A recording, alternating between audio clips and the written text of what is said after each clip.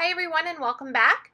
In today's video we are going to be creating a card using products from the new August card kit.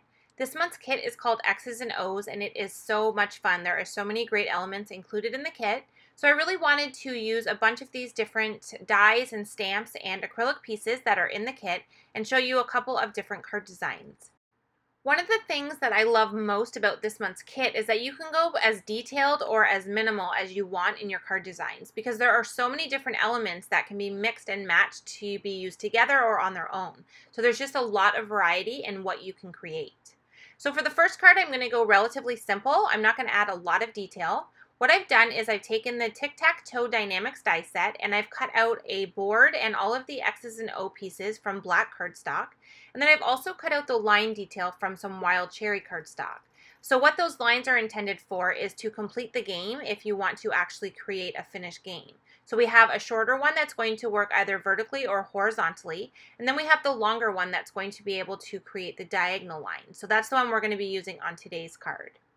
So I've picked out one of the stamps from the stamp set to use as my sentiment, and I've kind of just laid that onto my card base to figure out exactly where I want everything to be positioned. Once I've decided where I want the sentiment and the tic-tac-toe board, I removed the sentiment and added my T-square ruler on there just to make sure that I completely line this up straight. I don't want to have anything kind of uneven. I want it perfectly lined up in the center area of that panel. I find with these pieces it's really easy to use liquid adhesive. They are pretty teeny tiny. They are kind of thin for the board and the pieces are small as well. So I find a liquid glue pen is the easiest to add adhesive to the different pieces and then easily adhere them to your design. And having that liquid adhesive also gives you a little bit of move time so it doesn't adhere them down right away. That way you're able to kind of move those different shapes in the openings to get them exactly where you want them. So I'm adding all of the glue detail to the back of each of my pieces, and for my card design I wanted to create a winning game, so I have the O's diagonally down the card so that way I can use that fun line detail to add it across the top once I have all of the pieces added. I didn't want to fill the entire board with pieces, so I just kind of added some X's wherever. I had no plan in mind. I just kind of put them into the spaces until I was happy with how many I had in there. And then once I have all of them adhered, I can go ahead and add the line detail over top. I used the same liquid glue for this as well just because it is a pretty thin piece, and then I just added that right over top of my O's, and you can see how sized that is. It just fits nicely right over top and kind of extends past each of the O's on the board game. So now I have this fun finished board, and I have a bit of dimension on the card because we used the die-namics dies instead of just stamping them. Now if you prefer to go completely flat, you can recreate this entire look with just the stamp set because the stamp set also includes that tic-tac-toe board as well as the X's and O pieces and even those line details. So you could stamp everything out in black and then just go ahead and stamp the line with some red ink. I'm using my Misty stamping tool to add my sentiment, and I just kind of rubbed the palm of my hand over that sentiment before I added the ink since it is a new stamp and I just kind of want to make sure it's going to hold the ink nicely. And then I added my black licorice dye ink and I stamped that sentiment on there. And if I would have had an uneven stamping, I would have been able to restamp that with the Misty, but I was able to get a really nice stamped image the first time. So I went ahead and removed the panel. And now I'm adhering it to a red card base. Now before I added it to the card base, I did cut this out with the stitch rectangle from Blueprints 13. That just gave it a nice finished edge all the way around with that stitch detail. And now I'm going to adhere the entire piece to a white cardstock panel. I really like the pop of red kind of in behind this main panel because it kind of coordinates with the line that we've added to the tic-tac-toe game and just gives this a pop of color since we've stayed pretty basic in our color design and use just white and black.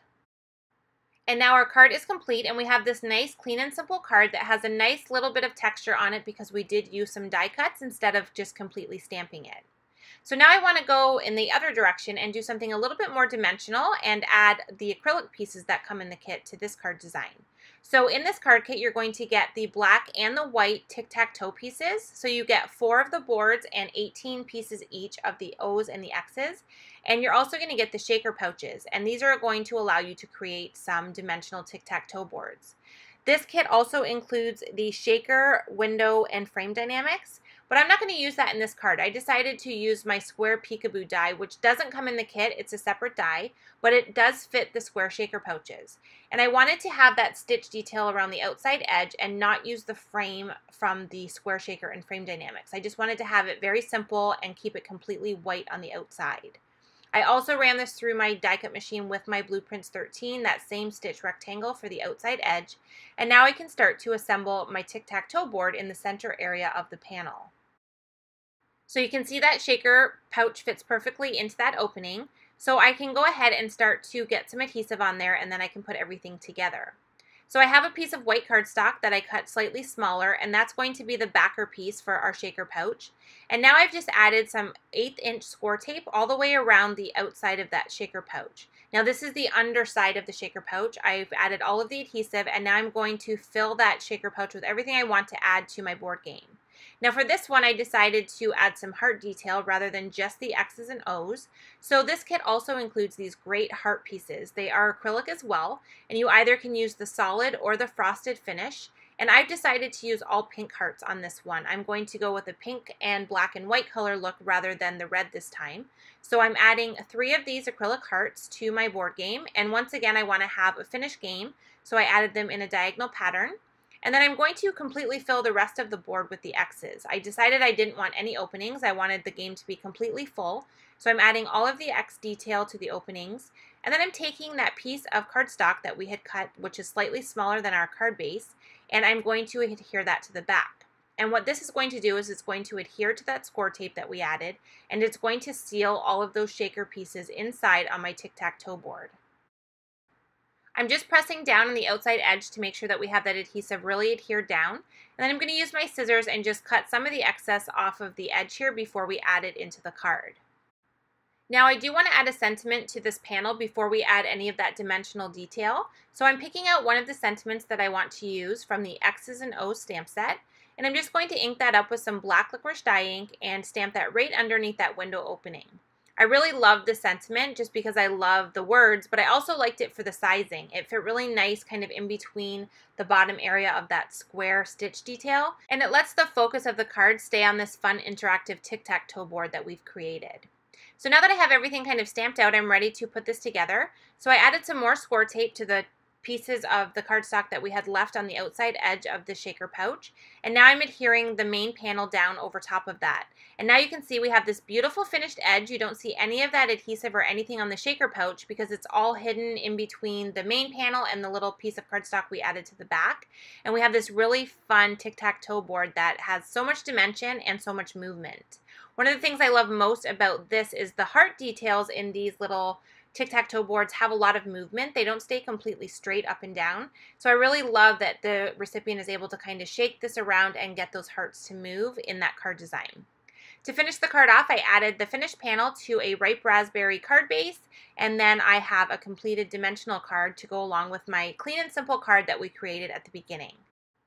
So thank you so much for joining me for today's video. I hope you enjoyed the cards that we created, and I hope to see you in another video very soon.